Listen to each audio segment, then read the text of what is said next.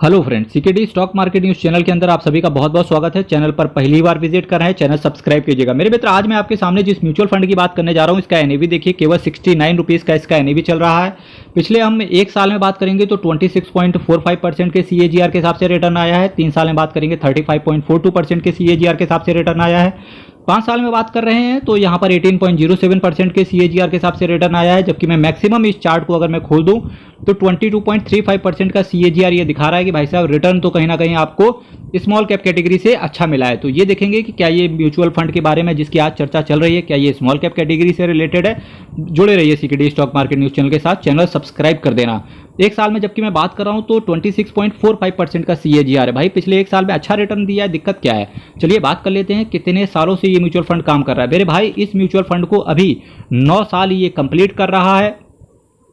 निकेत शाह साहब और राकेश शेट्टी साहब, शेट्टी ठीक है ना, निकेत शाह साहब और राकेश शेट्टी साहब आपके पैसे को मैनेज करके चल रहे हैं। यानी कि ये फंड मैनेजर हैं और फंड मैनेजर का काम क्या होता है, आपके पैसे को मैनेज करना, आपके फंड को मैनेज करना, और जिसकी वजह से ये रिटर्न दे पा रहे हैं। ये एक फंड मैनेजर का क्वालिफिकेशन और क्वालिटी होता है। तो क्वालिटी और क्वालिफिकेशन आप ऑलरेडी ऊपर देख सकते हैं। मेरे भाई 3 महीने में बात करेंगे तो 9.5% के आसपास का रिटर्न है। 6 महीने में देखिए 20.96% का है। एक साल में देखेंगे तो भाई 26.45% का है।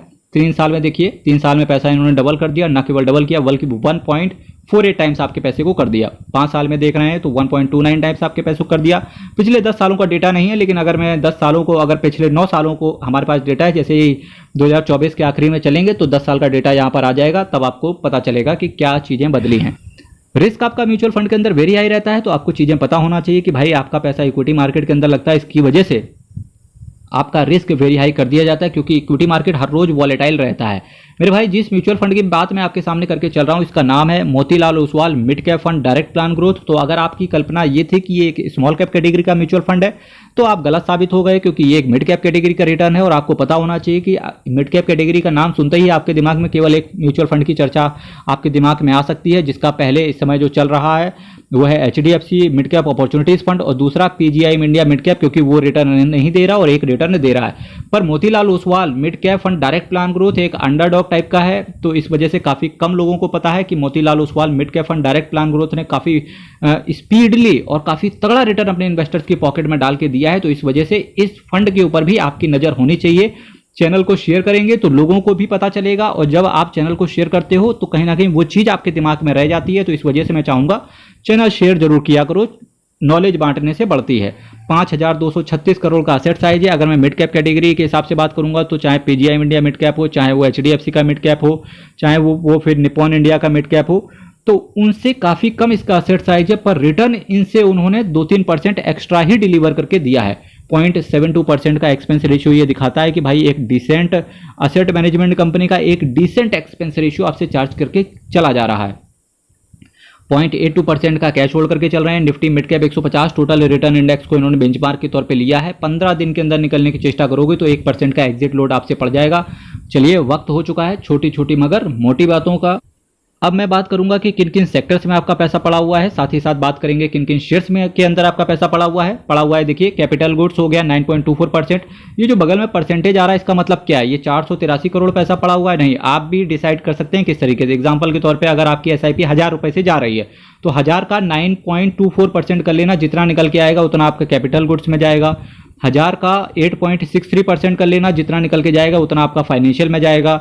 1000 का 7.83% कर लेना, जितना निकल के आएगा उतना आपका केमिकल में जाएगा, and so on, followed by chemicals, construction, consumer discretionary, metals and mining, material, health care, consumer staples, communication, कुछ अदर्स जिसकी बात मैं ऊपर भी नहीं किया है, और कुछ कैश होल्ड करके चल रहे हैं जिसकी बात मैं ऊपर कर चुका हूं।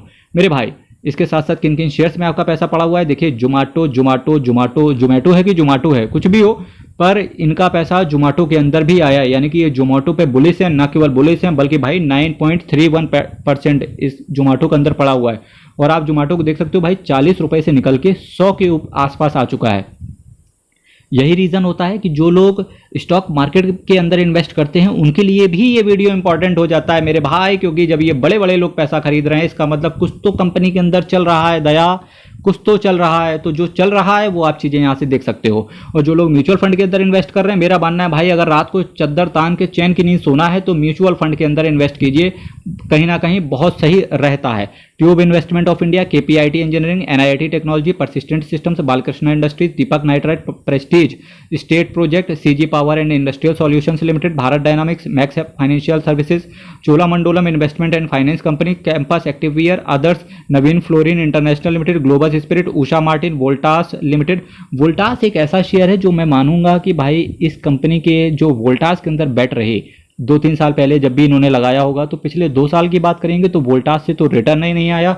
अगर वोल्टास इनको 30-40% का रिटर्न एक साल के अंदर पॉकेट में डाल दे तो इस फंड का रिटर्न बिल्कुल 25-26% के आसपास चला जाएगा। Astral Limited, APL Apollo Tubes, Mphasis Limited, Tata Communication, the Phoenix Mill, IDFC Bank, Vedant Fashion, Tanla Platform, Piramal Enterprise, JK Cement, Idea Forge Technology. Idea Forge तो भाई अभी आया था, ये एक एसएमई आईपीओ था, पता है क्या? Idea Forge technology limited, idea Forge तो ये आईपीओ था, अभी आया था, रिसेंटली आया। देखिए इनका पैसा लगा हुआ था आइडिया फोर्ज के अंदर भी। Ipca laboratories, max Health care, जो आइडिया फोर्ज है ना ये ड्रोन सेक्टर से रिलेटेड काम करता है। Max Health Care Institute Limited, Dixon Technology, Kaynes Technology, Netweb Technologies India Limited जैसी कुछ दिग्गज कंपनीज के अंदर आपका पैसा पड़ा हुआ है। इसके साथ साथ अगर मैं बात करूं भाई साहब असेट मैनेजमेंट कंपनी से रिलेटेड, तो आपको पता होना चाहिए Motilal Oswal mid cap mutual fund का जो नाम है बहुत ही सम्मान के साथ लिया जाता है। अगर मैं इसके Motilal Oswal asset management company का नाम लूंगा तो इसका नाम भी भारत देश के अंदर बड़े सम्मान नजरों से देखा जाता है, पर काफी लोगों को कम पता है इस असेट मैनेजमेंट कंपनी के बारे में, इस फंड के बारे में। तो इस वजह से स्प्रेड करेंगे तो चीजें भी बढ़ेंगी। और चीजें क्या होता है कि भाई स्टॉक मार्केट के अंदर जितना कम लोगों को पता हो उतना ज्यादा अच्छा है, क्योंकि कुछ चीजें होती हैं जो छुपा रुस्तम टाइप का रिटर्न देती हैं। तो ये भी एक ऐसा म्यूचुअल फंड है जो अंडरडॉग टाइप का है, बिल्कुल काफी कम लोगों को पता है, इस वजह से रिटर्न भी अच्छा दे रहे हैं। जब जो चीजें सब लोगों को पता होती है स्टॉक मार्केट के अंदर वो चीज होती ही नहीं है। 34,856 करोड़ का असेट अंडर मैनेजमेंट है, 57 स्कीम के साथ ये आते हैं। एक डिसेंट असेट मैनेजमेंट कंपनी का एक डिसेंट फंड। चैनल सब्सक्राइब कीजिएगा, वीडियो को शेयर कीजिएगा। अल्टीमेट डिसीजन आपको लेना है कि करना क्या है, क्योंकि पैसा आपका है। मेरे भाई जुड़े रहिए CKD stock market news channel के साथ। बहुत बहुत